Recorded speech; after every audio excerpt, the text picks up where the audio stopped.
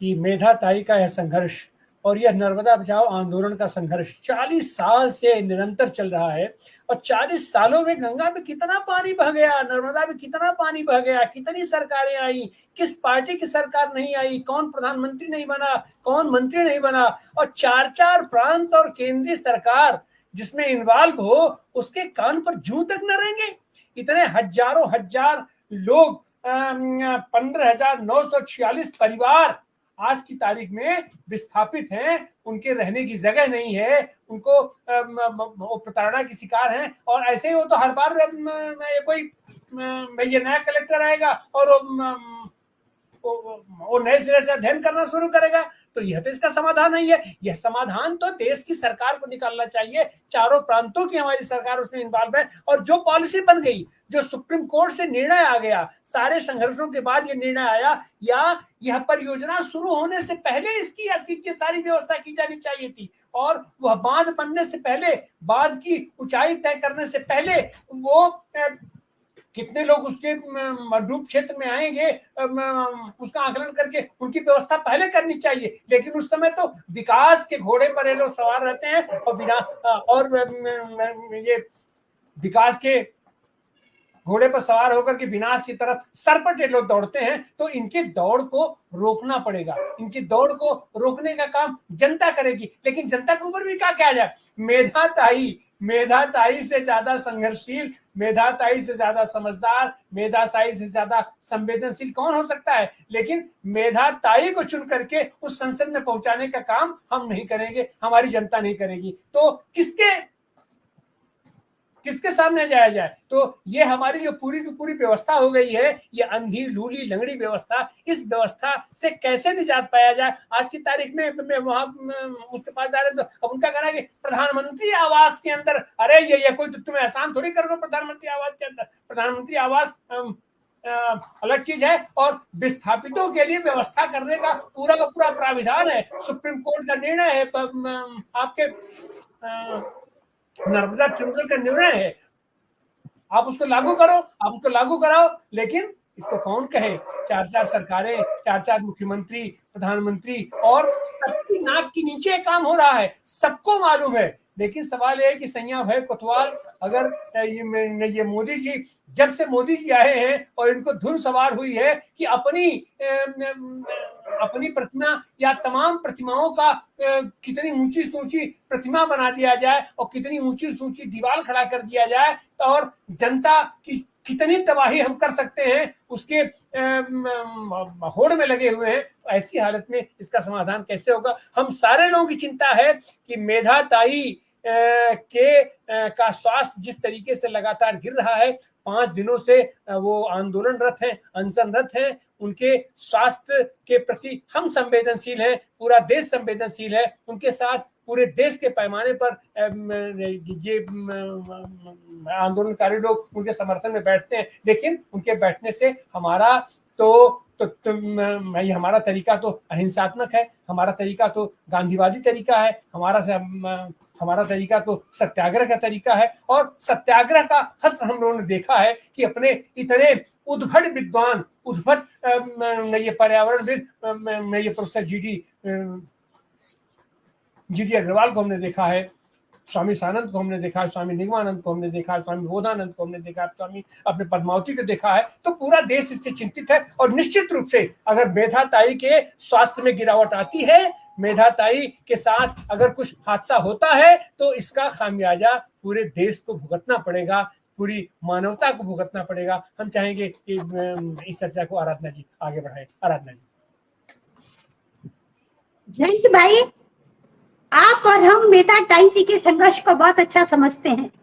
आप कैसे सोचते हैं कि ताई अनशन को खत्म करें और फिर लड़ाई को जारी रखें? तो आप इस पर अपनी टिप्पणी दें। म्यूट है। ये जो पूरा सरदार सरोवर का जो डूब वाला इलाका है, इसमें अधिकांश जमीन जो है वो 5वीं अनुसूची की है। और संविधान में 5वीं अनुसूची के बारे में पूरा अलग प्रावधान है सारा का सारा। और उसमें नियम ये है कि कोई का भी विस्थापन होगा तो उसका पुनर्वास पहले कैसे होगा, कहाँ होगा, वो सब सुनिश्चित करना पड़ेगा।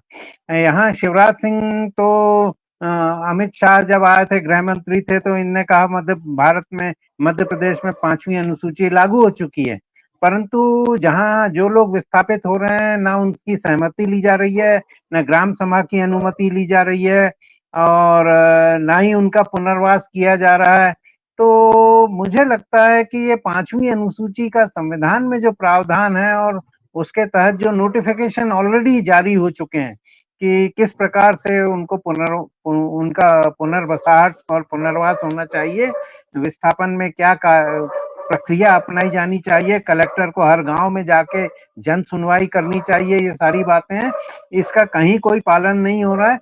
तो मुझे लगता है कि ये पूरा का पूरा जो सरकार काम कर रही है और सरकार का जो पूरा रवैया है वो संविधान के विरोधी है। और अब तो ये है कि यदि आप गरीब के पक्ष में बात करो, आप अन्याय के खिलाफ बात करो, तो आप अर्बन नक्सल हो जाते हो। अब स्थिति तो बड़ी विकट है यहाँ पे, तो यानी गरीब का पक्ष में बात करना ही मतलब आज आपने अपराध कर दिया है, ये बात हो गई है। तो अब ऐसी सरकार के सामने मुझे लगता है कि क्या किया जाए। सुप्रीम कोर्ट में कंटेम्प्ट तो तत्काल लगाई जानी चाहिए कि भाई ये जो पूरा का पूरा पुनर्वास वाला मामला है, ये सुप्रीम कोर्ट के आदेशों के खिलाफ सरकार की कार्रवाई को रोकने के लिए ये सारा का सारा अनशन करने की नौबत आ गई है। तो ये सारी बातें, और मुझे लगता है कि अलग अलग ग्राम सभाओं से प्रस्ताव पास करके राष्ट्रपति को तत्काल लिखा जाना चाहिए कि वो पहल करें 5वीं अनुसूची वाले क्षेत्र में। तो राष्ट्रपति को सारा राष्ट्रपति और राज्यपालों का काफी उसमें अधिकार है, तो ये मांग की जानी चाहिए। और राष्ट्रपति से, क्योंकि वो भी आदिवासी हैं, राष्ट्रपति भारत की, और जो सावित्री बहन है वहाँ जो केंद्रीय मंत्री हैं धार से, वो महिला बाल विकास मंत्री बनी है, तो वो भी धार से ही हैं, तो उनको भी तत्काल इसमें हस्तक्षेप करना चाहिए और ये मेधा जी को और अधिक अनशन ना करना पड़े, ये चीज सुनिश्चित की जानी चाहिए। तो मुझे लगता है कि सरकार को इस दिशा में तत्काल कदम उठाना चाहिए, और यदि नहीं उठाती है तो ये एक बहुत बड़ा मतलब अन्यायपूर्ण कदम होगा जो सरकार का होगा। और सुप्रीम कोर्ट से तो आप चले जाएंगे तो फैसला तो 20 साल बाद होगा। तो अब ये है कि मुझे लगता है राष्ट्रपति को तत्काल अभ्यावेदन देके और इस मामले में हस्तक्षेप करने के लिए प्रार्थना की जानी चाहिए। जी, अरुंधति राय जी के ऊपर यूएपीए लगाया गया, 10 साल पुराना मामला है। यूएपीए का कानून तब बना ही नहीं था। तो नियम क्या है कि भाई जो कानून बना है अभी, कोई व्यक्ति अभी अपराध करेगा उसके लिए वो लागू होगा, पिछली चीजों के लिए लागू नहीं होगा। तो वो पिछले 10 साल पुराने अपराध में मतलब सरकार को जो मन में आएगा वो सरकार करने का काम करेगी। यहाँ पैसा कानून को एक तरफ रखने का काम कर दिया, 5वीं अनुसूची को एक तरफ रखने का काम कर दिया, पैसा कानून के बारे में इतना हल्ला गुल्ला मचाया, आदिवासियों की जमीनें अधिग्रहित नहीं की जाएंगी, ग्राम सभा का प्रस्ताव लिया जाएगा, बिना ग्राम सभा के प्रस्ताव के उन लोगों की आम सहमति से उनकी ग्राम सभा का भी जो प्रक्रिया है वो अलग प्रक्रिया है। सब नियम और कानून को ताक पर रखकर ये सरकार काम कर रही है। मैं राजकुमार सिन्हा जी को आमंत्रित करती हूँ, वे मेधा जी को क्या संदेश देंगे, इस देश की जनता को क्या संदेश देंगे, और हमारे बहुजन संवाद के जो दर्शक हैं आप उनको क्या संदेश देंगे। राजकुमार सिन्हा जी। देखिए, मेधा जी की जिंदगी लोगों के पुनर्वास और सरदार सरोवर घाटी के लोगों के लिए ही समर्पित है। तो उनका पहला मुद्दा है कि सवाल उनके जिंदगी का तो है, लेकिन लोगों के जिंदगी का भी बहुत बड़ा सवाल है, और इसके कारण वो अपनी जिंदगी को दांव पे लगाई हैं। तो सरकार को ये समझना चाहिए कि भाई जो लोगों की तकलीफ है जो लोगों और जो उनके अंदर में है, कोई ऐसी मांग नहीं है जो कि कठिन हो। सरकार को तत्काल इस पे हस्तक्षेप करना चाहिए। अगर कोई संवेदनशील सरकार होती, भाई आपसे क्या मांग की जा रही है? मांग तो यही किया जा रहा है कि जो लोग का पुनर्वास नहीं हुआ है, जिनको मुआवजा नहीं मिला है, जिनका, ये तो सब नर्मदा ट्रिब्यूनल अवार्ड में लिखा हुआ है।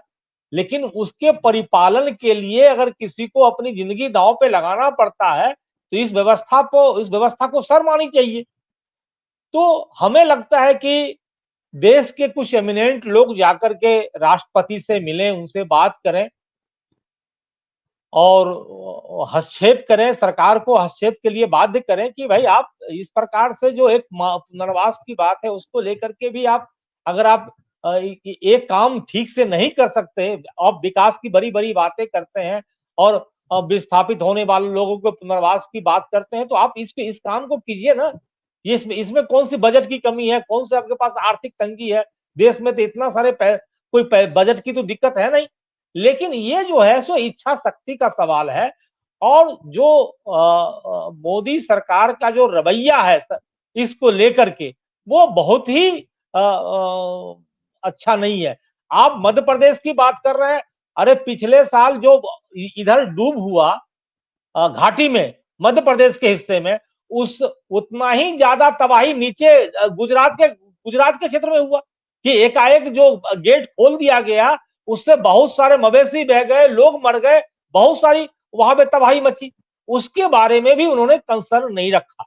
तो आप जो है सो उनके कंसर्न रखना चाहिए कि भाई आप अगर उस गुजरात से आते हैं, उस मध्य प्रदेश के बारे में विचार नहीं करते हैं, तो हमें लगता है कि ये बात संवेदनशीलता की है। और मेधा जी को भी ये बात जो लोग हैं वो समझाएं कि आप जिस सरकार से टक्कर ले रहे हैं या टकरा रहे हैं, उनमें बहुत सारी नैतिकता और संवेदनशीलता बची नहीं है। जी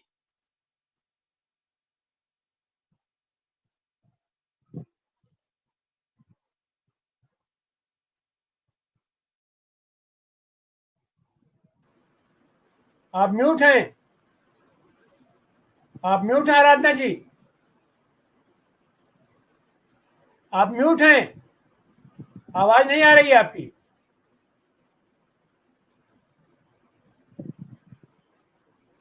आप म्यूट हैं।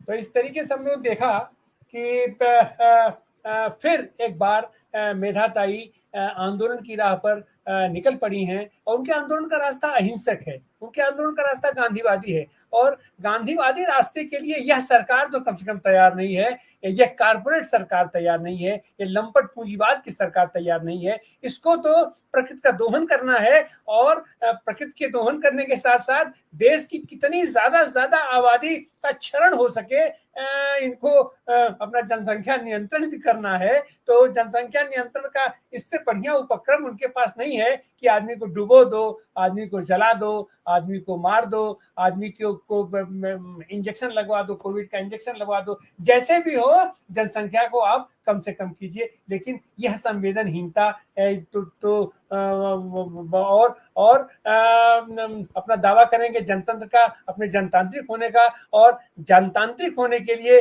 जनतांत्रिक पद्धति से तरह तरह के हथकंडे अख्तियार करके इनको किसी न किसी तरीके से सरकार में आना है। जनता उनको चुनती है तो भी, नहीं चुनती है तो भी, उनको समर्थन देती है तो भी, उनको नहीं समर्थन देती है तो भी, एन केन प्रकारेण खरीद फरोख्त जैसे भी हो, इनको सत्ता में चिपके रहना है, सत्ता में बने रहना है। और इनको सत्ता जनता के लिए नहीं चाहिए, इनको सत्ता नर्मदा घाटी के पीड़ितों के लिए नहीं चाहिए, इनको सत्ता ये गंगा घाटी के पीड़ितों के लिए नहीं चाहिए, इनको सत्ता ये प्रकृति के संरक्षण के लिए नहीं चाहिए, इनको सत्ता देश और दुनिया में ये प्राकृतिक माहौल बने, हम विकास के पथ पर आगे बढ़े, हमको नौकरियां मिले, हमारा सबको रोजी रोजगार मिले, इसके लिए नहीं चाहिए। इनको चाहिए पीड़ित, इनको चाहिए जानवरों की तरीके से आप आदमियों को आप भर दीजिए, आप 5 किलो उनको अनाज रख करके आप उनको अनाज दे करके अपना